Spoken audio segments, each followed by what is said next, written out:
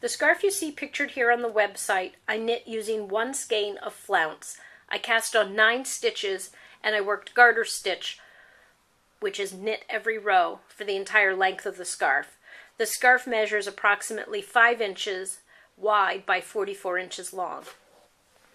To work with this yarn is a little bit different than working with a traditional yarn. As you can see, this is a ribbon, but it's a very wide ribbon, and it's a ribbon that is created from a very open weave.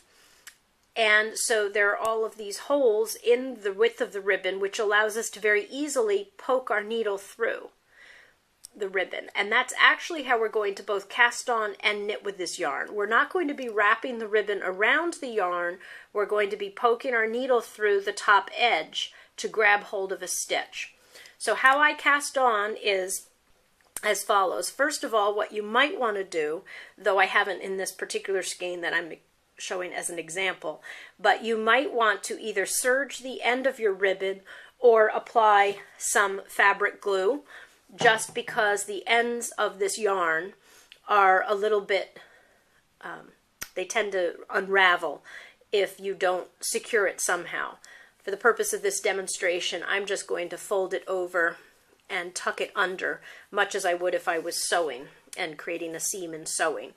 So to cast on, and again I cast on 9 stitches for the scarf you see here, I'm just going to poke my needle right through the upper edge.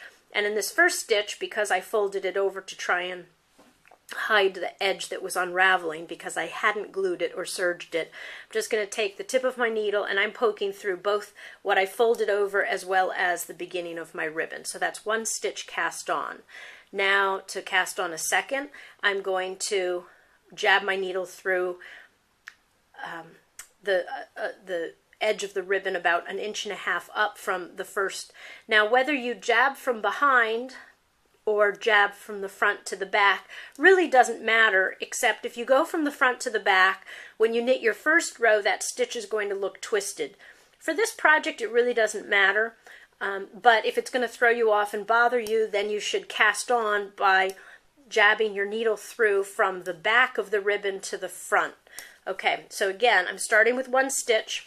I'm going to ballpark or eyeball about 1 inch worth of length before I then poke my needle from the back to the front in through the ribbon again up on this top edge.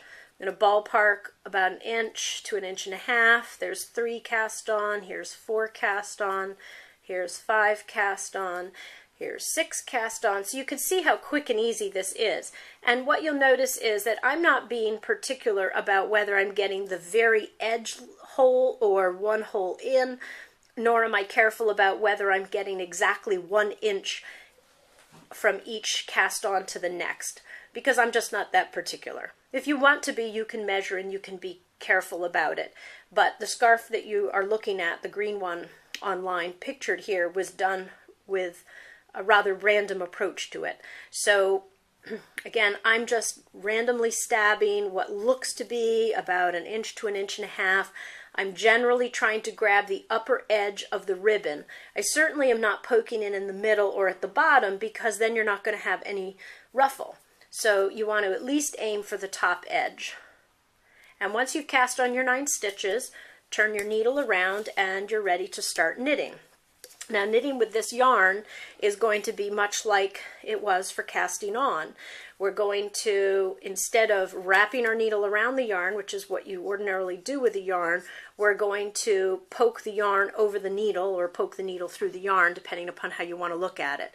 So we're going to start as we ordinarily would, which is to insert our right needle through the stitch on our left needle.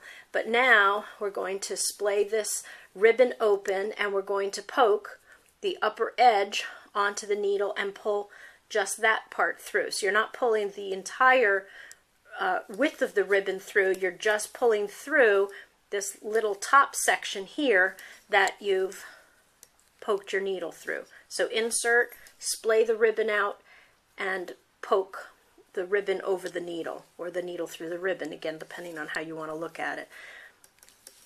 I am randomly eyeballing maybe 1 inch to 1.5 inches. I think if you read the label that comes on this yarn, it suggests 3/4 of an inch distance between each poke of the ribbon. If you do that, you will probably get a longer scarf than I got, but it may not be as full. So that's up to you. You can choose whether you'd rather have a little more length from your skein, or whether you, but then sacrifice a bit of the fullness in the ruffle, or if it's more important to you to have the fullness of the ruffle that you see pictured here, and just go with the 44-inch length, which is the length of the scarf that I have shown here on the website. Okay, so there is a cast on row and 1 row knit. Now I'll knit 1 more row just so you can see. I'm feeling a little bit awkward here knitting this because I'm having to sort of hug the flip camera between my arms as I knit, so I'm probably not looking as fluid as it really was when I was knitting the green one, because when I was knitting the green one I had my arms and hands free to manipulate the yarn. So this may not look very fluid, but when you actually sit down to do it, you won't be trying to film it at the same time as I am, and you won't be hugging this little flip camera, and you'll see how quick and easy this project really is. So you splay open your yarn, you poke it on to the needle, and you pull that loop through. Insert the needle, splay open the yarn, jab on the ribbon onto the needle, and pull it through. Insert, splay open the yarn, jab it on the needle, pull your loop through. Insert your yarn, splay open the ribbon, jab it on the needle, and pull your loop through. Alright, so now I've done 2 rows and a cast on, and you can begin to see the ruffle developing. So I hope you all have a lot of fun with this.